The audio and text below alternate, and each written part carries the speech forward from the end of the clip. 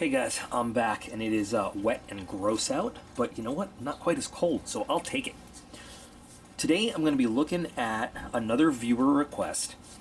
So I've been asked over and over and over, what is my favorite knife?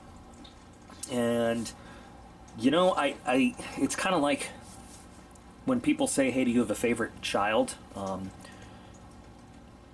I guess it's not exactly like that, but you know, in the world of folding knives, there are so many it's hard to pick. But when it comes to fixed blades, yes, I absolutely have a favorite knife. And I've answered this in a Q&A video. Without a doubt, my favorite fixed blade knife, and it's not fancy, and it's not modern, but it is just a solid, good knife, is the Ontario Knives Model 499 Army Air Force Survival Knife. I absolutely love it. And I've been asked, you know, again, well, why? What about it do you love? You know, why don't you do a whole video on that? So, you know what? Fair enough. I think it deserves its own video. And, you know, you'll find review videos on this. But I have been carrying one of these since I was in high school, since I was 15 or 16 years old, a Civil Air Patrol cadet. I have had one of these for many, many, many years. I'm, you know, not going to say exactly how many. This is probably my fourth or fifth because I lose things a lot, especially in the field. The Air Force, you know, just now, recently anyway, the military has kind of started running out of their stockpile of them. This is a very simple design, very effective, has been originally designed. They started putting this knife out in 1958. That's how old this knife design is. I like this, the C-130, and the B-52 bomber. When something is old and simple but effective, why mess with it? This has been the standard issue for pilots in the Army and the Air Force for decades. This is what, you know, we learned to use in survival school, SEER, survival, evasion, resistance, and escape. The Army has a very similar school, which is focused more on the not getting caught portion. But it is just a good, solid survival knife. And I love it to death. Now, the new ASEC knife, and we saw one in the Jungle Survival Box for Battle Box, that's been out in the field since 2003 or 2004. But you know, these are still out there. They still haven't like run out of these. You know, these are still in service after 1958. And these are of course available commercially, but they don't all look like this, by the way. I have mine wrapped in 550 cord because I want a slightly wider handle for better grip. I will, throughout the course of the video, at some point take this off and show you what the actual real handle looks like. It's stacked leather, but I think that the Ontario 499, for the price, for what you get, when you want just a simple, rugged survival knife, this is all you need. Now, after testing one time outdoor DJ Rayner's Jacari Puko knife, I really need to get one of those by Tarava, because that steel is amazing, and it is better blade steel than this, flat out it is. But this will always be my favorite knife, and we're just going to do a little bit of hacking, slicing, cutting, you know, everything else with this. Normally, when I do a hard use test, it involves some digging and everything, but right now, soft mud is really not going to test this out that much. I mean, the ground is waterlogged and soaked, but we can do some other stuff with this. And this is a used blade. This is not a brand new out-of-the-package blade, even. So, this blade has been messed with a bit. So anyway, looking at what we've got, you've got a 5-inch 1095 carbon steel blade. You've got a hard pommel on the end for hammering or any other thing you need to do. This is all just press fit. All right, so the guard here is on there, only held on by the pressure of the press fit pommel, which you can see is kind of crushed into place there. Like I said, it's not a fancy knife. It's made to be issued en masse. I mean, and this has been on the survival vest of Army and Air Force pilots, and you know, issued to Air Force personnel and Army personnel for forever and ever. Air crew, you know, air crew, basically every air crew member for who knows how many years, you can do the math, has been issued one or two, or in my case, quite a few of these knives. because it is an exceptionally well-made knife. Now there's some things about it that needed to be changed. It is not electrically insulated. It has a saw back, but it's not a really terribly good saw. There are features on the ASEC that they've come out with that make it better for escaping an aircraft. But the knife part of it, in terms of being a knife, it's great. So let's start by looking at the sheath, though, so we can get out of the way. Now, I should warn you that there are clones of this knife in a lot of places. But you've got a leather sheath that is aluminum backed. It's very simple, as you can see. No frills here. It comes with a little sharpening stone. Sharpening stone is honestly not that good. It's a very soft stone. It wears away very easily. But, you know, it's also issued out with the knife. And it holds the knife very securely.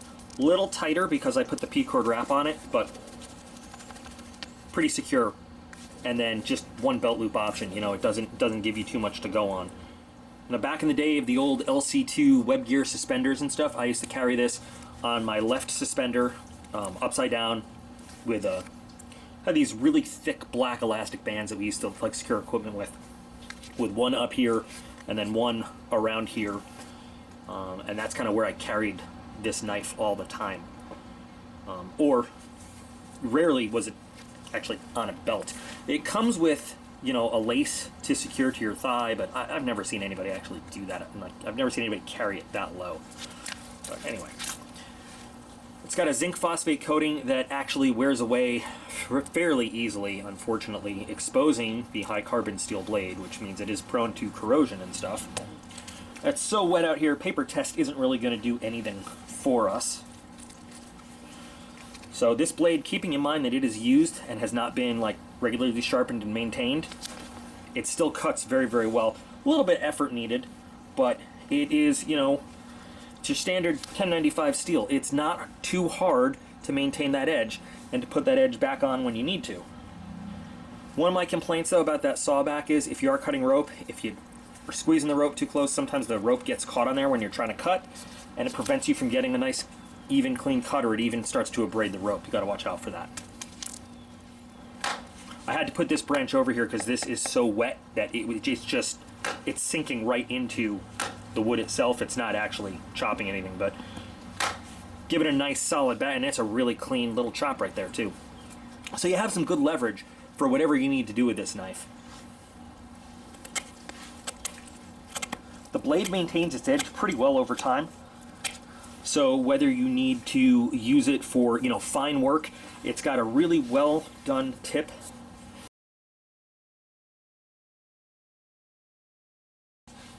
If you need to do fine work, you can. It doesn't give you much opportunity to kind of choke up on the blade that much, but you can use this for your kindling making. You can use this for your general cutting, slashing needs. A lot of military folks are taught self-defense techniques with this knife, but it's very effective at just about anything you would want to do with it.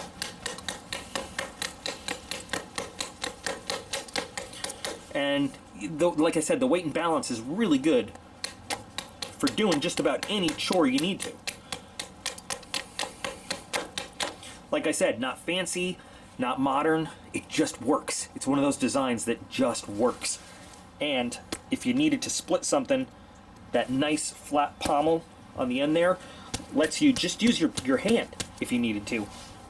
And it's not terribly comfortable, but it's not like something pointy. So you could just bash it with your hand, or it just slices through stuff pretty easily.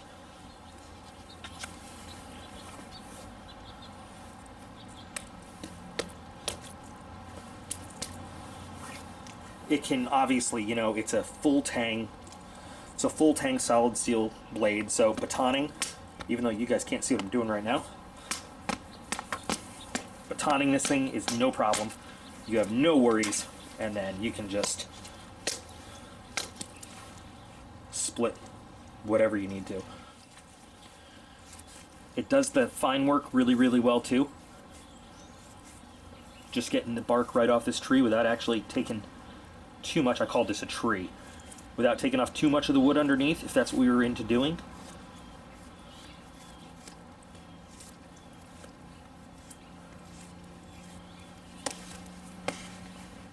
And when it comes to survival,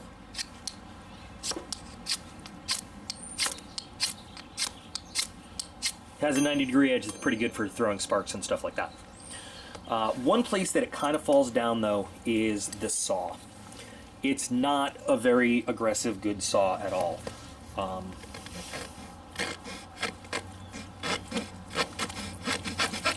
It will take you forever to actually cut through a branch.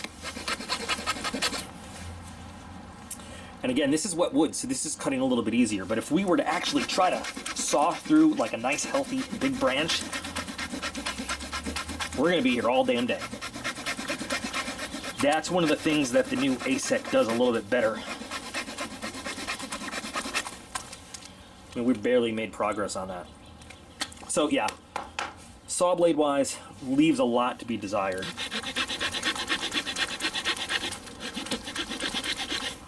But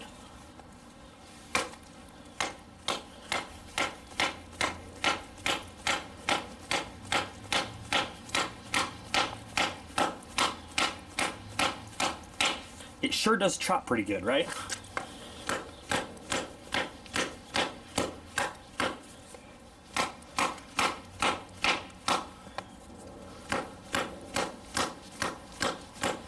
It chops a lot faster than it saws. So I mean, you know, if you're not worried about how clean it is, you can chop your way through just about anything with this knife. And the blade is, I mean, it's such a thick, sturdy blade, it's almost indestructible. Almost. And believe me, I have tried. I have really tried. There you go. Split. And not a bad price either. You know, they usually go for about 40 bucks, give or take. Now, I understand that there is some issues now and then with some of the more modern productions, and like I said, a little bit of issue with some copies going around. Mine is solid, this one. I've never had a problem. Ontario is a great name in knife manufacturing. The 499 in general is, I mean, it is a great knife. And you know, people love like the Gerber LMF and the LMF2 and all that stuff. For 2, sometimes, you know, 3 times the price of this, I would trust this by my side in the wilderness over that kind of stuff any day of the week. It's been proven in combat and peacetime and all sorts of operations, and who knows how many classes of survival school graduates and every other kind of training from Vietnam all the way until, I mean, it's still carried today. It is still carried today by folks. I think that the size of the blade is just about perfect for, you know, whatever kind of stuff you need to do. I think there's a lot to be said for the Scandi grind, for your bushcraft type operations and work and stuff, but you know, this blade has served so well for so long, I think it's hard to argue with its ability to perform. And I think really it comes down to just a matter of personal preference with what you want to carry. Weight, like I said, weight, balance, I mean, it feels perfect in my hand. I love this knife. And I don't think Ontario is ever going to stop making this particular model of knife. As you can see, so it's got your holes for stringing it to make a spear if you need to. You can also use it to stake to the ground if you want to use it that way. I'm going to clean the blade off real quick and go inside, and I will cut my P-cord wrap and show you the actual handle, and then I will re-wrap the handle. Well, back inside, blade is just basically washed off and cleaned. I'm not sure what kind of shape the cutting edge is in. I mean, it cuts stuff we want it to cut. I don't think it's set up for a paper test, but not really. You know, and this is not bad for having not been, well, that was not good, but for having not been sharpened or anything in quite a while and being used, it's not bad. Not great, but not bad. I mean, it cut everything we needed it to cut outside, right? So let's, this kills me to do, but let's take a look at the actual handle here.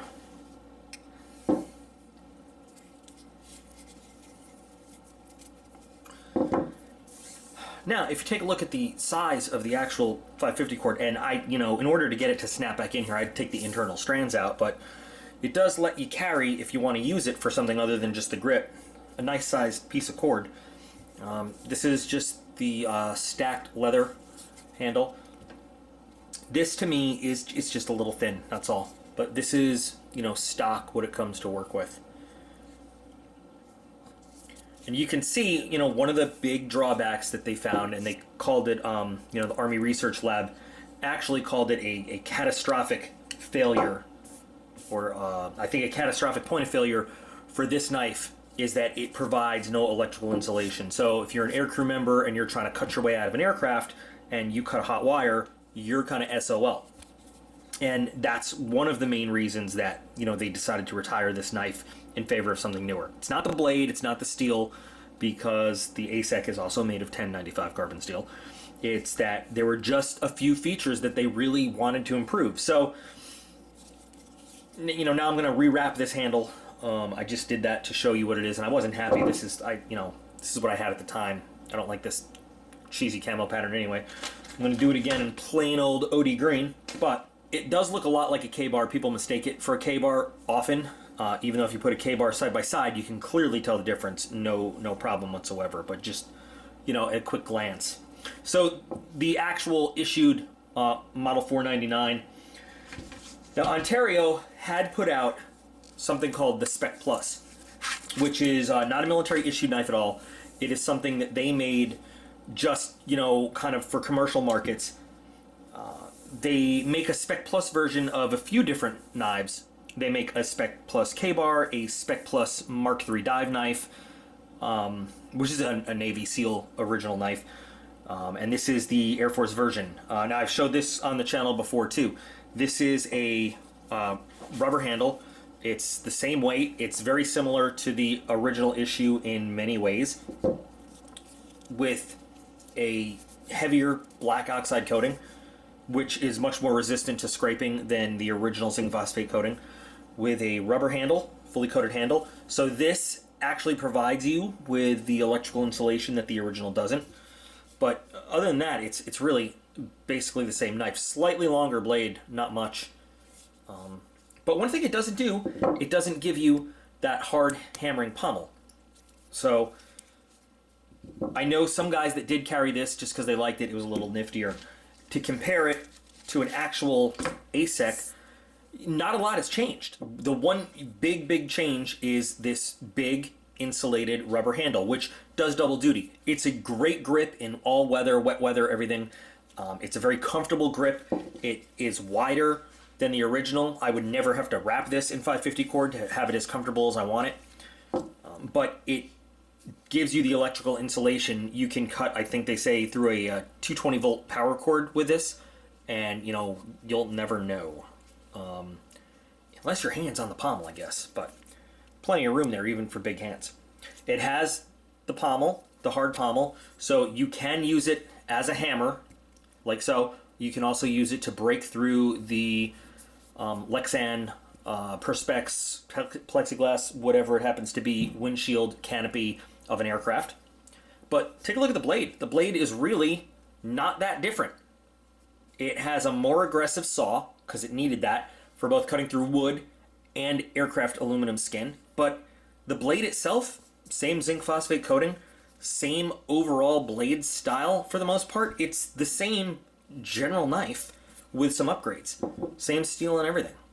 So when Ontario got chosen to make the replacement for the standard issue 499 Pilot Survival Knife, they really didn't have to go far from home to turn out the new knife. And this is Army-wide.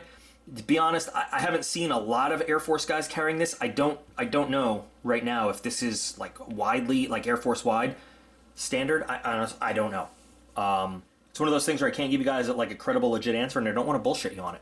I should have asked some of the pilot guys that I know before I did this video, but I just didn't think of it at the time. So, but I can tell you for a fact there are still plenty of folks that walk around with this on their survival gear because they've used it for years and years and years, and they have faith in it.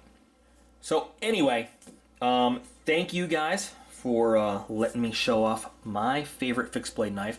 I know there are much fancier ones out there. I know there are much more expensive ones out there, but this one, not only is it special to me in terms of that kind of nostalgia, I've had one for so long, but it's just, it's a beater. It's a worker, it's a user, and it has never failed to get the job done for me. I've never needed anything more than that. There are better steels out there, and I am really thinking about switching to something maybe a little bit tougher, but this has always come through. So that's it. So there's the answer to that question about what is my favorite fixed blade knife. I still couldn't, to pick one folding knife, I couldn't do it. Just couldn't do it. I got to rewrap this handle now. Put my 550 cord back on. So yay, there's that. But in the meantime, you guys are all totally awesome. I appreciate every single one of you, and I'll be back again real soon.